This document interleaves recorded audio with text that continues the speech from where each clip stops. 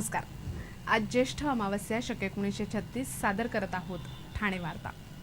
ठळक घडामोडी। कापूरबावडी पुलाची मुंबईकडे येणारी मार्गिका खुली न केल्यास स्वतः मार्गिका खुली करण्याचा आमदार प्रताप सरनाईक यांचा इशारा। ठाणे परिवहन सेवेकरता सुटे भाग खरेदी करण्यासाठी निधी मिळावा म्हणून टीएमटी बचाव कृती समितीचं अनोखं आंदोलन। आणि मुंबऱ्यामध्ये शाळेत जाणाऱ्या एका मुलाचे कुत्र्यांनी तोडले लचके। या आणि इतर घडामोडी विस्तृतपणे पण काही क्षणातच। ठाणे वार्ता पहा श्रीस्थानक वाहिनीवर।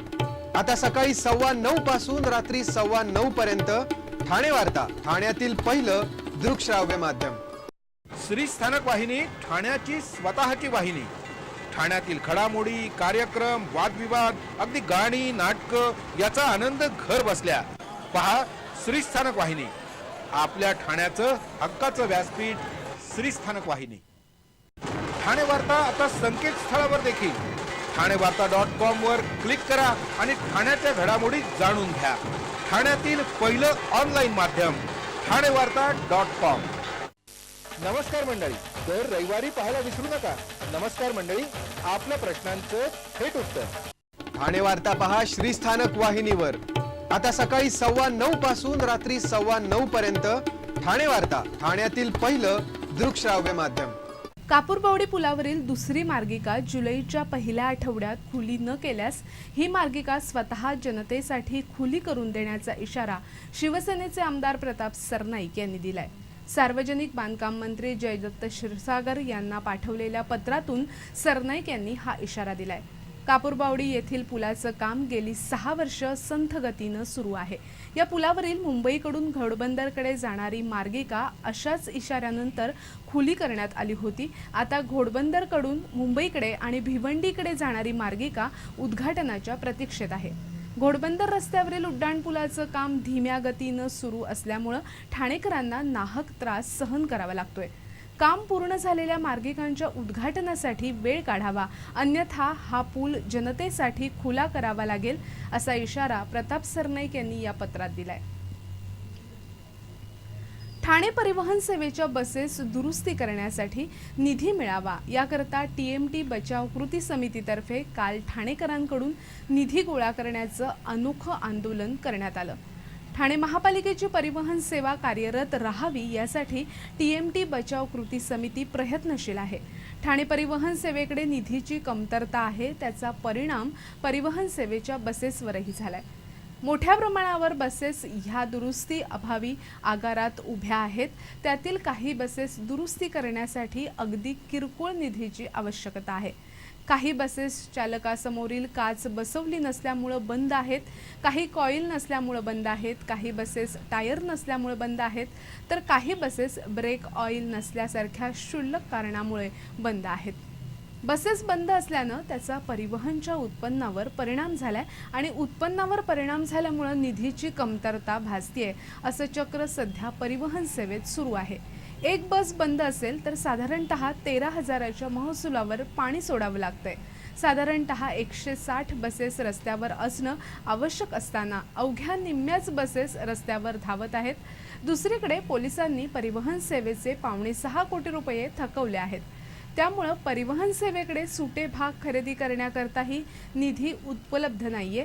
हा निधी मिळावा म्हणून टीएमटी बचाव कृती समितीतर्फे काल सॅटिसवर अनोखं आंदोलन करण्यात आलं। सुटे भाग घेण्यासाठी निधी मिळावा म्हणून ठाणेकरांकडून पैसे गोळा करण्यात आले।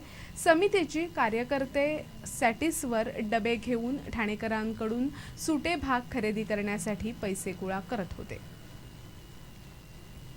एका मुलीला रेबीजचं इंजेक्शन वेळेवर न मिळाल्यामुळे तिचा मृत्यू झाल्याची घटना ताजी असतानाच मुंबऱ्यातील एका 9 वर्षीय शाळकरी मुलावर कुत्र्यांनी हल्ला केल्याची घटना घडली आहे। मुंबऱ्यातील महापालिकेच्या उर्दू शाळेत 3रीत शिकणाऱ्या शाहिद सय्यद याबाबत हा प्रकार घडला। शाहिद हा सकाळी नेहमीप्रमाणे आपल्या अमृतनगर येथील घरातून शाळेत जात होता। त्यावेळी अमृतनगर येथील महानगर टेलिफोन निगमच्या मागे असलेल्या मोकळ्या मैदानातून काही भटके कुत्रे आले आणि सकाळी 7च्या सुमारास त्याच्यावर या कुत्र्यांनी अचानक हल्ला केला। आणि त्याच्या शरीराचे अनेक लचके तोडले। कुत्र्यांनी त्याच्या डोक्याचे, कानाचे, चेहऱ्याचे आणि संपूर्ण अंगाचे चावे घेतले। हा प्रकार पाहून स्थानिक लोकांनी त्वरित धाव घेत त्याला सोडवलं, त्यामुळे त्याचा जीव वाचला। मुंब्र्यातील अमृतनगर परिसरात कुत्र्यांनी उच्छाद मांडला असून गेली अनेक दिवस तेथील रहिवासी या कुत्र्यांमुळे हैराण झाले आहेत। शाहिदला सुरुवातीला कळव्याच्या रुग्णालयात दाखल करण्यात आलं होतं, मात्र त्याच्या जखमा गंभीर असल्यानं नंतर त्याला जेजे रुग्णालयात दाखल करण्यात आल्याचं आपत्ती व्यवस्थापन कक्षाचे प्रमुख संतोष कदम यांनी सांगितलं। ठाणे महापालिकेनं शाहिद सय्यदला 1 लाख रुपयांची मदत जाहीर केली। रेल्वेची तिकीट वाढ पूर्णतः रद्द करावी या मागणीसाठी ठाणे शहर काँग्रेसतर्फे ठाण्यातील खासदारांच्या घरासमोर घंटानाद आंदोलन करण्याचा प्रयत्न निष्फळ ठरला। अलीकडेच केंद्र शासनानं रेल्वे तिकीट दरात 14% वाढ केली होती, तर उपनगरीय पासात दुप्पट तिप्पट वाढ झाली होती। त्याच्या तीव्र प्रतिक्रिया उमटल्या। काँग्रेसनं ही दरवाढ पूर्णतः रद्द होईपर्यंत आंदोलन चालू ठेवण्याचा इशारा दिलाय। 2 दिवसापूर्वी काँग्रेसतर्फे रेल्वे तिकीट दरवाढ रद्द करावी या मागणीसाठी सविनय कायदेभंग आंदोलन करण्यात आलं। त्यावेळीच खासदारांच्या घरासमोर घंटानाद आंदोलन करण्याचा इशारा देण्यात आला होता। आज सकाळी ठाण्याचे खासदार राजन विचारे यांच्या चरईतील घरासमोर काँग्रेसनं घंटानाद आंदोलन करण्याचा प्रयत्न केला। शिवसैनिकांना ही बाब कळताच मोठ्या संख्येनं शिवसैनिक राजन विचारे यांच्या घरासमोर जमा झाले। आमदार एकनाथ शिंदे यांनीही राजन विचारे यांच्या चरईतील निवासस्थानी धाव घेतली। पोलीस बंदोबस्तही वाढवण्यात आला। काँग्रेस कार्यकर्ते घंटानाद आंदोलन करण्यासाठी येत असताना रंगोबापूजी चौकात या कार्यकर्त्यांना अटक करण्यात आली। ठाणे वार्ता पहा श्रीस्थानक वाहिनीवर। आता सकाळी 9:15 पासून रात्री 9:15 पर्यंत ठाणे वार्ता, ठाण्यातील पहिलं दृकश्राव्य माध्यम। आपला परिसर स्वच्छ आणि सुंदर ठेवण्यासाठी ठाणे महापालिकेत सहकार्य करा। ओला सुका कचरा वेगवेगळा जमा करा आणि रोगराईपासून मुक्तता मिळवा। श्रीस्थानक वाहिनी ठाण्याची स्वतःची वाहिनी। ठाण्यातील घडामोडी, कार्यक्रम, वादविवाद, अगदी गाणी, नाटकं याचा आनंद घर बसल्या पहा श्रीस्थानक वाहिनी। आपल्या ठाण्याचं हक्काचं व्यासपीठ श्रीस्थानक वाहिनी। ठाणे वार्ता आता संकेतस्थळावर देखील ठाणेवार्ता.com वर क्लिक करा आणि ठाण्याच्या घडामोडी जाणून घ्या। ठाण्यातील पहिलं ऑनलाईन माध्यम ठाणेवार्ता.com।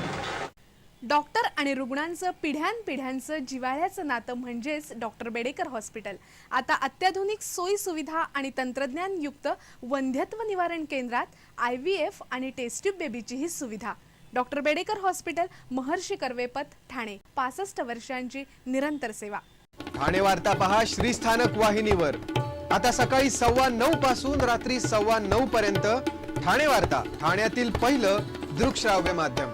घोडबंदर रस्त्यावरील नाना नानी पार्कला स्वातंत्र्य सैनिक दत्ताजी ताम्हाणे यांचं नाव देण्याची मागणी विधान परिषदेचे उपसभापती वसंत डावखरे यांनी महापौरांकडे एका निवेदनाद्वारे केली आहे। विधान परिषद सदस्य निरंजन डावखरे यांच्या आमदार निधीतून घोडबंदर रस्त्यावरील ऋतू पार्क इथे हे नाना नानी पार्क उभारलं जातंय। कालच पालकमंत्री गणेश नाईक यांच्या हस्ते या उद्यानाचा शुभारंभ झाला। या उद्यानामुळे या परिसरातील ज्येष्ठ नागरिकांना उद्यानाची सुविधा उपलब्ध झाली असून परिसराच्या सौंदर्यातही भर पडली आहे। ज्येष्ठ स्वातंत्र्य सैनिक दत्ताजी ताम्हाणे यांचं काही काळ ठाण्यातही वास्तव्य होतं, त्यामुळे या उद्यानाचं नामकरण दत्ताजी ताम्हाणे नाना नानी पार्क असं करावं अशी मागणी वसंत डावखरे यांनी महापौरांकडे एका निवेदनाद्वारे केली आहे। कल्याण लोकसभा क्षेत्रातील मुंबई महानगर विकास प्राधिकरणाच्या प्रकल्पांना गती द्यावी अशी मागणी खासदार श्रीकांत शिंदे यांनी प्राधिकरणाच्या आयुक्तांकडे एका निवेदनाद्वारे केली आहे। डोंबिवलीला पोहोचण्यासाठी कल्याण अथवा मुंब्र्याला घालावा लागणारा वळसा टाळण्याकरता डोंबिवली माणकोली रस्त्यास त्वरित मंजुरी द्यावी। ठाणे कल्याण रेल्वेला समांतर रस्त्याचं काम त्वरित सुरू करावं। काटई डोंबिवली कल्याण टिटवाळा रिंग रूटला मंजुरी द्यावी। ठाणे कल्याण भिवंडी मेट्रो प्रकल्पाचं सर्वेक्षण करावं, 27 गावांचा रखडलेला विकास आराखडा मंजूर करून आवश्यक त्या पायाभूत सुविधा उपलब्ध करून द्याव्यात, रेल्वे आणि महामार्गाला पर्याय म्हणून कल्याण ठाणे मुंबई जलवाहतूक सुरू करावी, अशा विविध मागण्या प्राधिकरणाच्या आयुक्तांना दिलेल्या निवेदनात करण्यात आल्या असून यावर सकारात्मक निर्णय घेण्याचं आश्वासन प्राधिकरणाचे आयुक्त UPS मदान यांनी दिलंय. लाचलुचपत प्रतिबंधक विभागानं 3 लाख रुपयांची लाच घेताना पकडलेल्या मुंबई महापालिकेचे उपकर संकलक सुनील बने यांच्या बँकेच्या लॉकरमध्ये 1 किलो सोनं मिळालंय. ठाणे लाचलुचपत प्रतिबंधक विभागानं सुनील बने यांना 18 जून रोजी मयांक सुंदरानी यांच्याकडून 3 लाख रुपयांची लाच घेताना पकडलं होतं. मयांक सुंदरानी हे जकात दलाल म्हणून काम करतात. जकात दलाल म्हणून काम करताना त्यांच्या गाड्या पकडण्यात आल्या होत्या. या गाड्या सोडवण्यासाठी त्यांनी 10 लाखांचा दंडही भरला होता. पण या गाड्या पुन्हा ताब्यात देण्याकरता सुनील बने यांनी सुंदरानी यांच्याकडे 3 लाख रुपये मागितले होते. पोलिसांनी बने यांच्या केलेल्या चौकशीत त्यांच्याकडे 3 सदनिका आणि 8 लाखांची रोकड तसंच 63,90,000ची बँकेत ठेव असल्याचं उघड झालं होतं. आता बने यांच्या चौकशीत त्यांच्या आणि त्यांच्या पत्नीच्या नावे मुलुंड गोरेगाव लिंक रोड इथे 2 फ्लॅट, कणकवली इथे 23 गुंठे जागा, दोन्ही मुलींच्या नावे बँकेत ठेवी, 7,55,000च्या LICच्या पावत्या, होंडा सिटी, इनोव्हा स्कूटी या गाड्या मिळाल्या. तसंच कॅनरा बँकेमधील त्यांच्या लॉकरमध्ये 1 किलो 14 ग्रॅम सोनं आणि 2 किलो चांदी मिळाली. विद्याप्रसारक मंडळाच्या आनंदीबाई केशव जोशी इंग्रजी माध्यमाच्या शाळेचा शालांत परीक्षेचा निकाल 100% लागला आहे. या शाळेतून 182 विद्यार्थी शालांत परीक्षेला बसले होते. यापैकी विशेष श्रेणीत 139, प्रथम श्रेणीत 31 तर द्वितीय श्रेणीत 12 विद्यार्थी उत्तीर्ण झाले.